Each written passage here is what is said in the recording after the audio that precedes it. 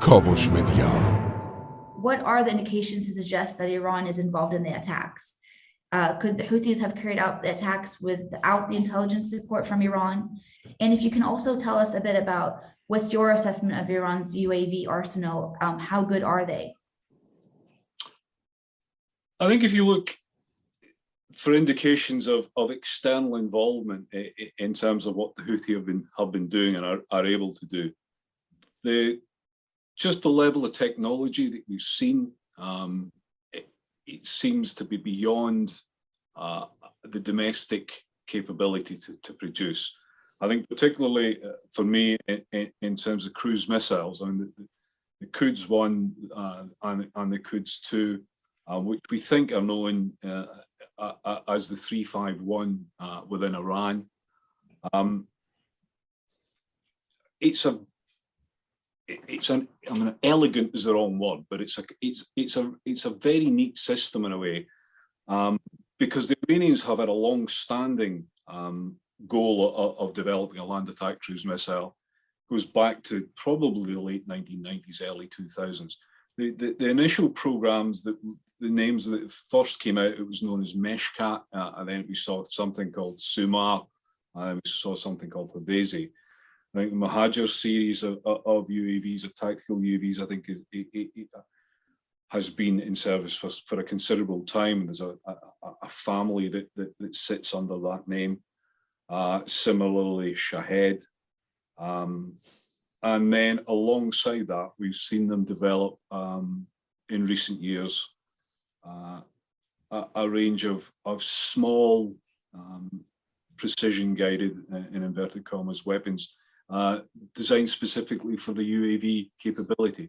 And then beyond that, as I say, and I alluded to earlier, we've seen the emergence of a kind of subclass of UAV, if you like, the kind of lethal UAV or direct attack munition, which kind of sits somewhere between a UAV and a very, very low-cost cruise missile. And I think it's very interesting to compare them because it tells us something about Iran's thinking as well, right? I would argue, the Houthis have had access to the longer range missiles so far, and from what we see, because they use them, so therefore we can study what's there. But they've gone deep into Saudi territory. That reached the UAE. So Iran has helped. I mean, early on, to be honest, the Houthis used locally sourced Scuds.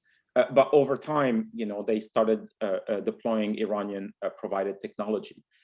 And for the Houthis, the use of those missiles has been to harass the Saudis, remind them that they're not achieving their goals, that the Houthis are still standing, that every time they get hit at home, they can retaliate and embarrass and so on. And so it's really for psychological and political effect.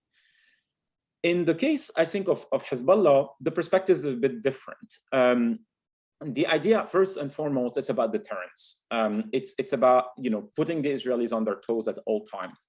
So you have this very large arsenal. Obviously, Israeli urban and industrial and military centers are much closer to the Lebanese border than the Houthis are to the Saudi hinterland. One of the things that's interesting here is that you kind of see a pattern emerging of imitation, if you like. And it isn't just in the context of Iraq. I would imagine that kind of non-state actors in a variety of locations have been looking at what the Houthi have been doing, what they've achieved, what they've had access to, and kind of thought, I'd quite like some of that too. I mean, my own personal concern is kind of the kind of very low cost kind of cruise missile lookalike capabilities that we see. And to the point on the attack itself, again, this is we use the term UAV, it covers a very, very broad range of platforms. And one of the difficulties you have is at the kind of very bottom end of the technology scale. آنچه در مورد ما میگویند.